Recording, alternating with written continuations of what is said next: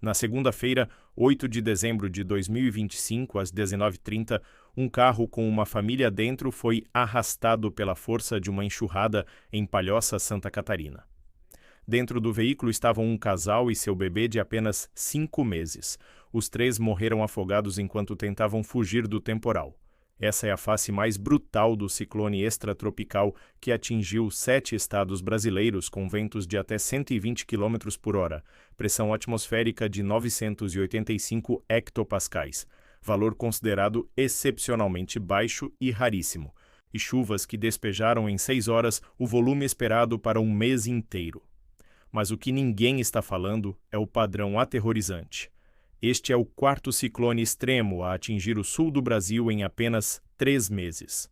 Em novembro, outro ciclone matou 5 pessoas no Paraná. Em outubro, ventos de 100 km por hora devastaram o Rio Grande do Sul.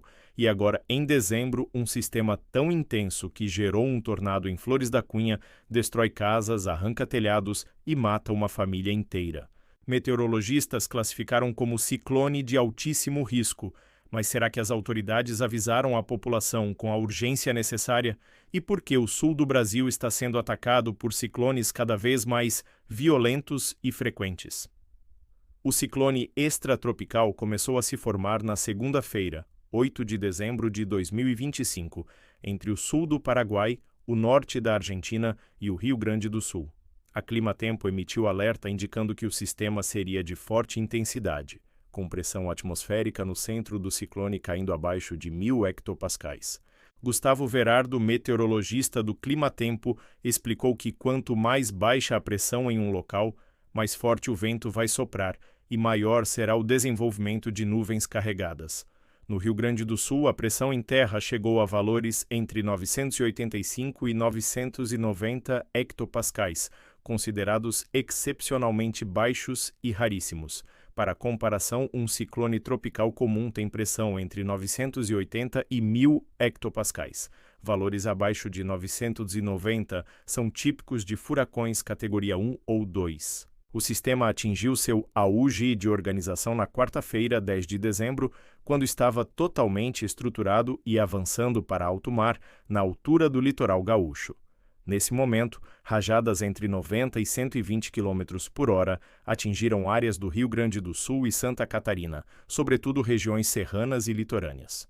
Os principais riscos incluíam ventos de 90 a 120 km por hora no sul do país, chuva forte em curto período com risco de alagamentos, granizo localizado, ondas altas e mar agitado especialmente no RS e SC, raios frequentes, e possibilidade de queda de energia e danos em estruturas.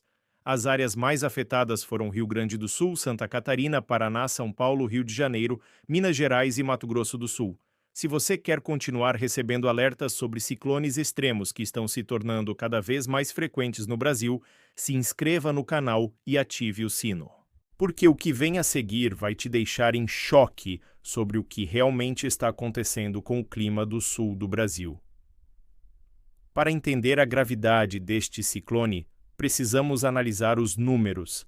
Em Santo Amaro da Imperatriz, Santa Catarina, a chuva acumulada ultrapassou 146 milímetros em apenas 6 horas.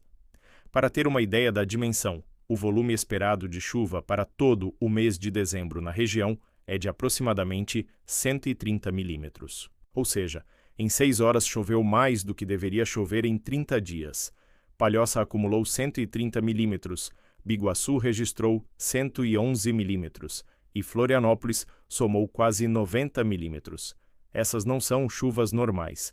São delúgios, eventos extremos que transformam ruas em rios e carros em armadilhas mortais. E foi exatamente isso que aconteceu com a família em Palhoça. O casal estava no carro com o bebê de 5 meses quando a enxurrada os atingiu. A força da água foi tão intensa que arrastou o veículo como se fosse um brinquedo. Testemunhas relataram que a enchente subiu rapidamente, em questão de minutos, sem dar tempo para a evacuação. O governador de Santa Catarina, Jorginho Melo, lamentou profundamente a tragédia e reforçou o pedido para que a população não saísse de casa, a não ser em extrema necessidade, e evitasse áreas alagadas ou com risco de desmoronamento. Mas quantas famílias receberam esse alerta a tempo? Quantas pessoas estavam nas ruas sem saber do perigo iminente? A Defesa Civil de Santa Catarina confirmou que a chuva se manteve persistente, principalmente no litoral catarinense, com acumulados que superaram todas as expectativas. No oeste do estado, os temporais ocorreram de forma isolada, mas com ocorrência de alagamentos e destelhamentos, inclusive em rodovias. Mas o mais perturbador aconteceu no Rio Grande do Sul, no município de Flores da Cunha. Ali, o ciclone gerou algo que não deveria acontecer no sul do Brasil com tanta frequência: um tornado.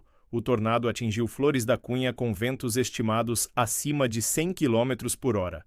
A força do fenômeno causou grandes danos a edificações e arrancou telhados inteiros de residências. Imagens compartilhadas nas redes sociais mostram estruturas de metal retorcidas, casas destelhadas e árvores centenárias arrancadas pela raiz. A Defesa Civil local mobilizou distribuição de lonas para as residências atingidas, além de fornecer geradores de energia, antena Starlink e motobombas. Mas aqui está a pergunta que ninguém está fazendo. Por que um ciclone extratropical no sul do Brasil está gerando tornados? Tornados são fenômenos típicos de sistemas convectivos severos em regiões de planícies, como o centro dos Estados Unidos. No Brasil, tornados ocasionais ocorrem, mas com frequência muito baixa. Ver um tornado associado a um ciclone extratropical no Rio Grande do Sul é um sinal de que a intensidade desses sistemas está aumentando de forma anômala. Os dados da Climatempo mostram que o ciclone foi classificado como de forte intensidade desde sua formação. O centro do sistema se deslocou primeiro sobre o oeste e o centro do Rio Grande do Sul, alcançando a região da Grande Porto Alegre. Entre a madrugada e a manhã de quarta-feira, o núcleo migrou para o litoral gaúcho e, na quinta-feira, começou a se afastar em direção ao alto mar, mantendo, porém, reflexos no mar e na faixa litorânea. Em São Paulo, a previsão indicava ventos intensos e chuva forte, com maior risco na Grande São Paulo, Serra da Mar e no litoral. Na capital paulista, o vento chegou a 90 km por hora. No Rio de Janeiro, rajadas intensas também foram registradas, causando quedas de árvores e interrupções no fornecimento de energia. A BBC classificou o ciclone como de altíssimo risco, termo que raramente é usado em previsões meteorológicas no Brasil. Rajadas de vento acima de 100 km por hora ocorreram principalmente em áreas de litoral e regiões mais elevadas das serras do sul do país. O meteorologista Gustavo Verardo previu que o ciclone seria de forte intensidade, com pressão atmosférica mínima abaixo de 1.000 hectopascais. E ele estava certo. A pressão no Rio Grande do Sul caiu para valores entre 985 e 990 hectopascais, considerados incomumente baixos e raros. Mas há algo ainda mais inquietante. Este não é um caso isolado. Em novembro de 2025, apenas um mês antes, outro ciclone extratropical atingiu o sul do Brasil e deixou pelo menos 5 mortos no oeste do Paraná. A chuva e o vento forte provocaram destruição massiva no município de Rio Bonito do Iguaçu. Autoridades informaram que ao menos 130 pessoas ficaram feridas. O temporal devastou a cidade, que precisou acionar a Defesa Civil em regime de emergência. Bombeiros procuraram vítimas nos escombros das construções danificadas. A região ficou sem energia elétrica, sem internet e sem sinal de telefone. Os outros estados do sul também contabilizaram estragos, quedas de árvores, fechamento de rodovias e imóveis destelhados. Em Dionísio Cerqueira, Santa Catarina, uma casa foi completamente arrancada. No aeroporto de Navegantes, litoral norte de Santa Catarina, um avião comercial precisou fazer uma aterrissagem de lado por causa da ventania. Agora, em dezembro de 2025, menos de um mês depois, outro ciclone ainda mais intenso atinge a mesma região. E antes disso, em outubro de 2025, outro sistema ciclônico havia impactado o Rio Grande do Sul com ventos superiores a 90 km por hora. E em 15 de dezembro de 2025, apenas 5 dias após este ciclone de altíssimo risco, o ciclone subtropical Biguá atingiu o Rio Grande do Sul com ventos de 100 km por hora, arrancando a cobertura de uma quadra esportiva em Butiá e ferindo 2 pessoas. 4 ciclones extremos em 3 meses. Isso não é normal. Isso não é coincidência. Isso é um padrão. Segundo a explicação oficial dos meteorologistas, o aumento na frequência e intensidade de ciclones extratropicais no sul do Brasil é causado por mudanças climáticas que estão alterando os padrões atmosféricos. O aquecimento das águas do Oceano Atlântico fornece mais energia para a formação de sistemas de baixa pressão. Massas de ar frio vindas da Antártida colidem com massas de ar quente tropicais com maior intensidade do que no passado, criando condições ideais para ciclones violentos. A pressão atmosférica cai para níveis raros, os ventos se intensificam e a quantidade de vapor d'água na atmosfera aumenta, resultando em chuvas torrenciais em curtos períodos. Mas essa explicação deixa várias perguntas sem resposta. Por que 4 ciclones extremos em apenas 3 meses, quando a média histórica era de um ciclone dessa magnitude a cada 2 anos? Por que a pressão atmosférica está caindo para valores de 985-990 hectopascais, considerados excepcionalmente baixos e típicos de furacões tropicais, em ciclones extratropicais no sul do Brasil? Por que estamos vendo tornados associados a ciclones extratropicais, fenômeno extremamente raro na região? Porque 3 pessoas, incluindo um bebê de 5 meses, morreram em Palhoça mesmo com alertas meteorológicos prévios. Os alertas foram suficientes? A população foi avisada com a urgência necessária?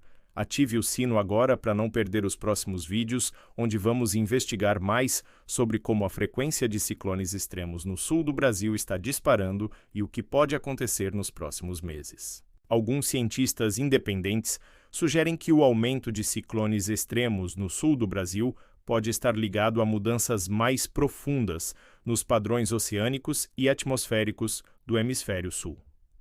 Uma teoria propõe que o aquecimento acelerado da Antártida está desestabilizando correntes de ar frio que antes eram previsíveis, criando condições para colisões mais violentas com massas de ar quente.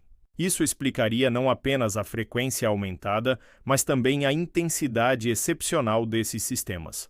Outra teoria sugere que mudanças na corrente circumpolar antártica estão afetando a temperatura das águas do Atlântico Sul, criando zonas de energia que alimentam ciclones mais poderosos. Há também a preocupação com a infraestrutura. O Rio Grande do Sul e Santa Catarina ainda estão se recuperando das enchentes históricas de maio de 2024, que deixaram mais de 150 mortos e centenas de milhares de desabrigados. Muitas estruturas danificadas naquelas enchentes foram apenas parcialmente reparadas. Telhados provisórios, sistemas elétricos remendados, pontes enfraquecidas. Quando ciclones com ventos de 100, 120 km por hora atingem essas estruturas fragilizadas, elas simplesmente não aguentam. O tornado em Flores da Cunha é um exemplo. Muitas das casas destelhadas já tinham sofrido danos em eventos climáticos anteriores. Quantas outras estruturas pelo sul do Brasil estão esperando apenas o próximo ciclone para colapsar? E há outro fator que poucos estão discutindo: a velocidade com que esses sistemas se intensificam. O ciclone de 8 de dezembro de 2025 foi previsto com antecedência, mas a intensidade final superou as expectativas. A previsão inicial indicava a pressão mínima de 1.000 hectopascais, mas os valores finais chegaram a 985-990 hectopascais no Rio Grande do Sul. Isso significa que o ciclone se intensificou mais rapidamente do que os modelos meteorológicos previam. Por quê? Será que os modelos estão subestimando a energia disponível na atmosfera? Será que há processos de realimentação que os cientistas ainda não compreendem completamente? Este não é um caso isolado de ciclones extremos afetando múltiplas regiões em curto período. As defesas civis de Rio Grande do Sul e Santa Catarina mantiveram alerta máximo durante dias, recomendando que a população não saísse de casa a não ser em extrema necessidade, evitasse áreas alagadas ou com risco de desmoronamento, mantivesse distância de árvores, placas e postes, não atravessasse ruas, pontes ou pontilhões submersos e evitasse atividades de navegação, pesca, esportes náuticos e banho de mar. O mar permaneceu agitado com previsão de ressaca até quinta-feira, 11 de dezembro, quando o ciclone finalmente se afastou para alto mar, mas enquanto esse ciclone se afastava, outro já estava se formando. Apenas 5 dias depois, em 15 de dezembro de 2025, o ciclone subtropical Biguá atingiu o Rio Grande do Sul. É como se a região estivesse presa em um ciclo vicioso de sistemas meteorológicos extremos, um após o outro, sem tempo para recuperação, sem tempo para reparar os danos, sem tempo para enterrar os mortos. Recapitulando, na segunda-feira, 8 de dezembro de 2025, um ciclone extratropical de altíssimo risco atingiu 7 estados brasileiros com ventos de até 120 km por hora e pressão atmosférica de 985-990 hectopascais, valores considerados excepcionalmente baixos e raríssimos. 3 pessoas morreram em Palhoça, Santa Catarina, incluindo um bebê de 5 meses, quando seu carro foi arrastado por uma enxurrada. Um tornado atingiu Flores da Cunha, no Rio Grande do Sul, causando destruição massiva. Em apenas 6 horas, choveu em algumas cidades o volume esperado para um mês inteiro. Este foi o 4º ciclone extremo a atingir o sul do Brasil em apenas 3 meses, um padrão que contraria todas as médias históricas da região. Será que estamos presenciando uma mudança permanente e catastrófica no padrão climático do sul do Brasil? Ou 2025 foi apenas um ano anômalo e as coisas voltarão ao normal? E mais importante, quantas vidas mais serão perdidas antes que autoridades tomem medidas efetivas para proteger a população? 3 pessoas, incluindo um bebê de 5 meses, morreram mesmo com alertas meteorológicos. Os alertas foram suficientes? A infraestrutura está preparada? E o que acontecerá quando o próximo ciclone chegar? E ele virá. Os dados garantem isso? Se este vídeo te fez questionar o que realmente está acontecendo com o clima no sul do Brasil, você precisa assistir nosso próximo vídeo sobre como a sequência de desastres naturais de 2024 e 2025 fragilizou completamente a infraestrutura da região e o que pode acontecer quando ciclones ainda mais intensos chegarem nos próximos meses.